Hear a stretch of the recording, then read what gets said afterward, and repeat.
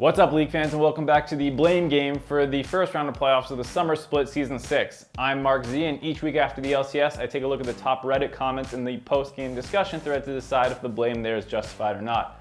Coming into this week, there was supposed to be one slightly lopsided matchup and one that would be closer.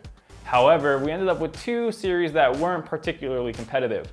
On top of that, the post-game discussion threads weren't particularly filled with blame and were mostly full of jokes.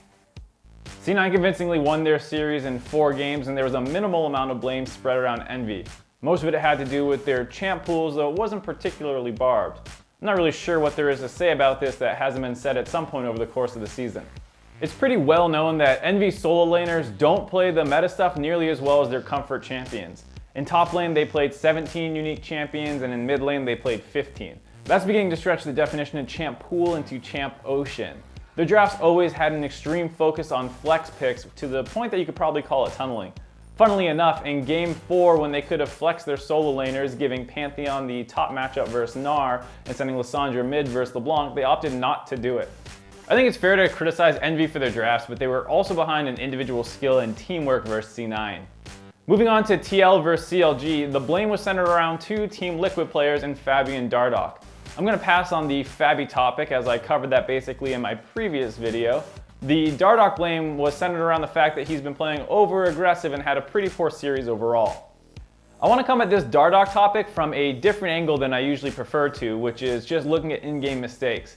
I agree his play was lackluster throughout the series, but there is a much more problematic aspect to Dardoch than what was displayed on Sunday. Coming into the series, with publicly available information, you probably would have thought this would have been a close series, but behind the scenes there was a very different story to tell. CLG is all about the power of friendship, teamwork, and daisies. I mean, I'm sure it's not all perfect over there, but given their post-game interview, you can at least see how they're all working towards a common goal.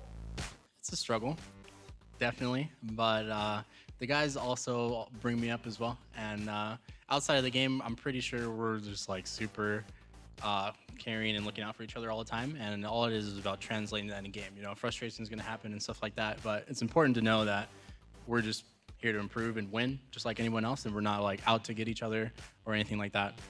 Meanwhile, on Team Liquid's side, you see Dardoch tweeting this out. From my understanding of the situation, that isn't even hyperbole. A number of teams have stories about Dardoch tilting and ruining scrims. If a new patch comes out and you have 2 weeks to learn it as best you can, the worst possible thing you can do is waste anywhere from 20 to 50% of your team's scrim time. CLG, on the other hand, looked well practiced on the new patch with a number of crisp rotations around the 5-minute mark right as fortification drops off the top side turrets, allowing them to grab the first blood turret gold. There's a famous saying that goes, hard work beats talent when talent doesn't work hard.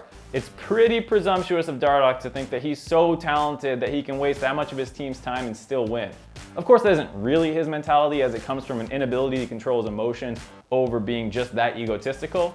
With that said though, it's still totally fair to blame him for costing his team that much practice time.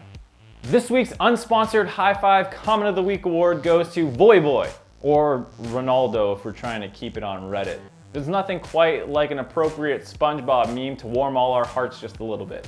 That's it for this week's episode of The Blame Game. I'm sorry it's a little shorter than usual and not really in-depth in terms of looking at gameplay, but I'm filing for my passport this week, which is eating up a large part of my time. The thread also wasn't particularly blamey, so I didn't feel like I had to step up and say anything, but hopefully they're a lot more interesting with C9 versus Immortals and CLG versus TSM, so I'll see you guys next week. Moving on to TL versus CLG, SpongeBob GIF, fuck it, someone's gonna say I'm saying it wrong no matter what, I'm just gonna say meme.